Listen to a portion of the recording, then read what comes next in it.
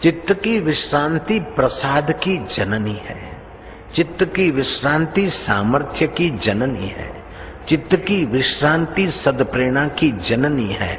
और चित्त की विश्रांति बड़े बड़े सत्कार्य करने का सामर्थ्य देने वाली है। दुनिया में जिन्होंने ऊंचे ऊंचे काम किए हैं, सुधार वधार किए हैं, मानव जात को उन्नत किया है, वे उन्हीं पुरुषों ने किया है जिन्होंने चित्त की विश्रांति पाई। हा हा हो धमाधम करने वालों ने सुधार इतने नहीं किए जितना शांत चित्त वालों ने सुधार किए और सही तरीके जिनके हाथ लगे। गांधी सुबह शाम प्रार्थना करते थे चित्त की विश्रांति का कुछ प्रसाद पाते। बुद्ध, कबीर, नानक जैसे महापुरुषों ने इतना सारा जगत को कहां से दिया? चित्त की विश्रांति से। कृष्ण और श्री रामचंद्र जी ने विश्व को इतना सारा कहां से दिया? चित्त की विश्रांति से। रावण में अक्ल होशियारी थी, लेकिन चित्त की विश्रांति न होने के कारण सुख के लिए न जाने कितना कितना भोग सामग्री के पीछे मर रहा था। सम्राट के साथ राज्य करना भी बुरा है, न जाने कब रुला दे, और फकीर के साथ भीख मांगकर भी रहना अच्छा है, न जाने कब मिला दे। राजा भरतरी की बात कल सुनी थी और राज्यपाट के सुख की लात मार के गोरखनाथ के चरणों में गए थे चित्त की विश्रांति के लिए। चित्त की विश्रांति सर्वोपरि उपलब्धि है। भगवान कृष्ण मिल जाए, भगवान राम मिल जाए, जीसस, ईसाइयों को जीसस मिल जाए, औरों को अपना अपना भगवान मिल जाए, तभी भी चित्त की विश्रांति पाना बाकी रहेगा। राम जी तो मिले मिलाए थे कैकई को, राम जी तो मिले मिलाए थे मंथरा को, लेकिन चित्त की विश्रांति नहीं थी। व्यर्थ के चिंतन से बची हुई अवस्था नहीं थी, तो मंथरा ने कपट किया और कैकई ने क्रोध किया। जिसके गोद में श्री रामचंद्र जी खोले, उनको चित्त की विश्रांति जब तक नहीं मिली, तब तक राम होते हुए भी राम का फायदा नहीं मिला, और कृष्ण का दर्शन करते हुए भी शाकुनी और दुर्योधन को कृष्ण तत्व का लाभ नहीं हुआ। अर्जुन तो भक्त था, फिर भी अर्जुन की चित्त की विश्रांति जब तक नहीं आई, तो अर्जुन भी विषाद योग में घिरा है। रोटी तुम महापुरुष भी खाते हैं, कपड़े वे भी पहनते हैं, और काम तो तुम लोगों से 10 गुना करते हैं, फिर भी उनको कार्य करने का अहंकार और बोझ नहीं होता, क्योंकि चित्त की विश्रांति से वो तृप्त होते हैं। स तृप्तो भवति, स अमृतो भवति, स तरति लोकान तार्यति। वह तृप्त होता है चित्त की विश्रांति पाया हुआ।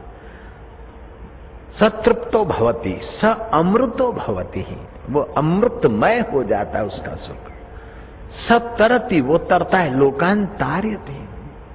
ऐसे पुरुष जिन्होंने चित्त की विश्रांति पाई है, ऐसे पुरुष तीर्थों को तीर्थत्व का दान करते हैं। ऋषभदेव ने चित्त की विश्रांति पाई, ऋषभदेव राजपाट भोगे और फिर चित्त की विश्रांति में आगे बढ़े, तो जैन धर्म ने उनको तीर्थंकर कहा, महावीर को तीर्थंकर कहा, और भी जो 22 तीर्थंकर हो गए। तो तीर्थंकर मतलब तीर्थ में तीर्थ बनाने वाले।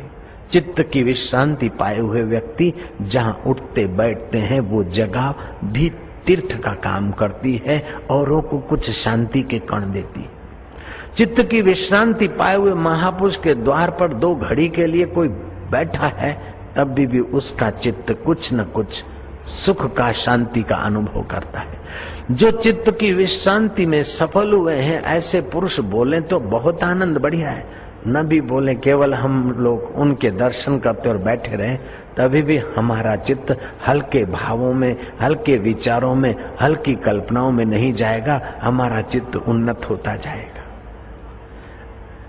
चित्त की विश्रांति पाए हुए महापुरुष के चरण में बैठे हुए साधकों का अनुभव होता है, और वे बोल पड़ते हैं, गुरुजी तुम तसल्ली न दो, सिर्फ बैठे ही रहो, महफिल का रंग बदल जाएगा, गिरता हुआ दिल भी संभल जाएगा, संभल जाएगा। चित्त की विश्रांति से निर्बलताओं का अंत होता है। चित्त की विश्रांति से आवश्यक सामर्थ्य की प्राप्ति होती है और लक्ष्य से अभिन्नता होती है। लक्ष्य क्या है? निर्बंधन होना लक्ष्य है, निर्दुख होना लक्ष्य है। आपका जीवन साबुन की बट्टी नहीं है कि घिस डालो, आपका जीवन बर्फ का ढेला है।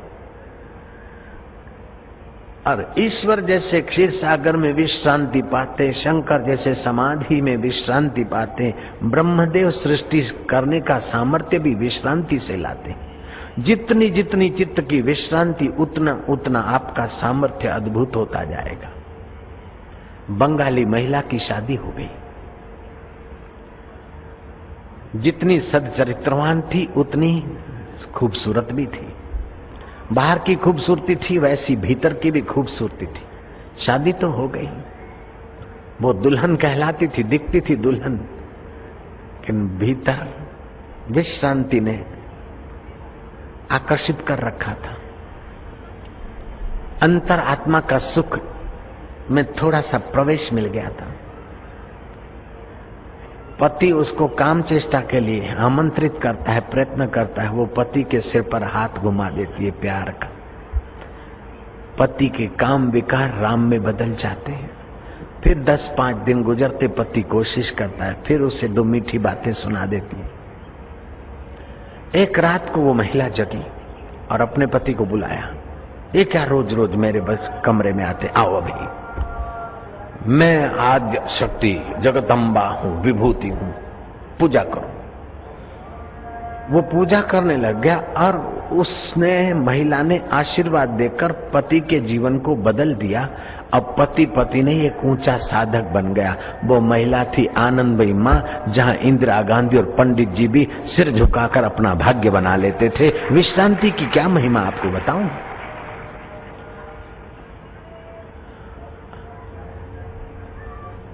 चीन के वार के बाद नेहरू थोड़े विक्षिप्त से हो गए।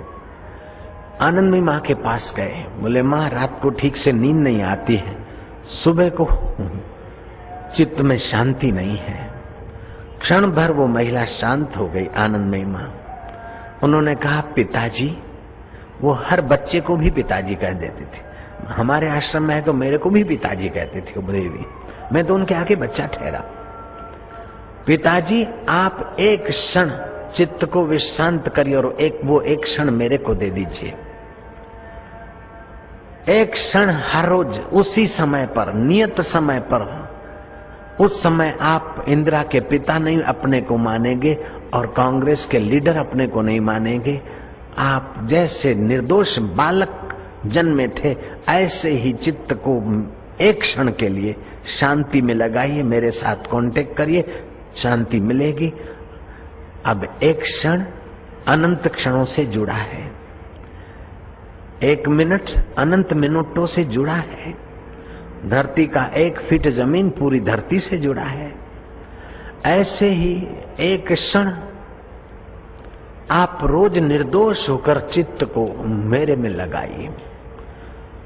जैसे एक कड़ी जंजीर की मिल गई तो आगे की कड़ियां और पीछे की कड़ियां आपके हाथ में आ गई, बाकी का काम हो जाएगा।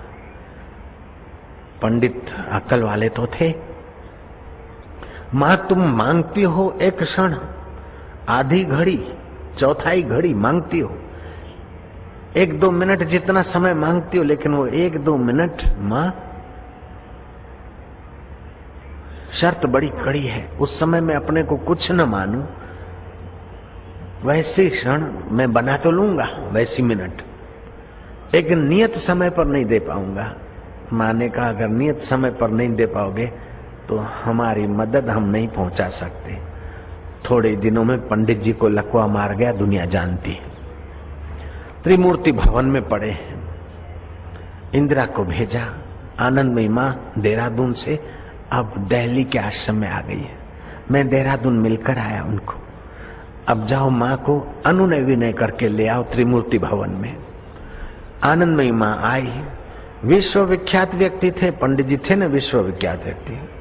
विश्व की सारी सुविधाएं जिनके आगे प्रकट हो सकती है, ऐसा सब होने के बाद भी एक संत पुरुष देवी आती है, उनको प्रणाम करना चाहते पंडित जी, लेकिन लाचारी हालत में पड़े हैं। ये शरीर का और पद का कोई भरोसा नहीं, लेकिन जिसने शांति पाई है उसके लिए तो महाराज कोई कमी नहीं है। चित्त की विश्रांति वो चीज है।